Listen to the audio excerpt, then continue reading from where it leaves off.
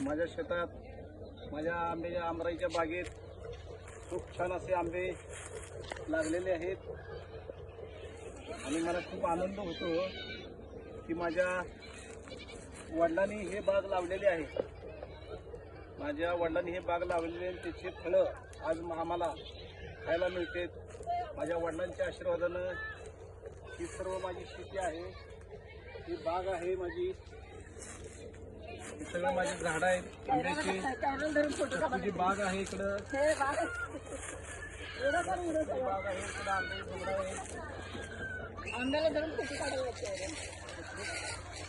सीताफळ आहे इकडं. असे आंबे लटकले जाते खाली, खूप आंबे लागलेले आहेत. हे आई वडिलांची पुण्य आहे माझ्या.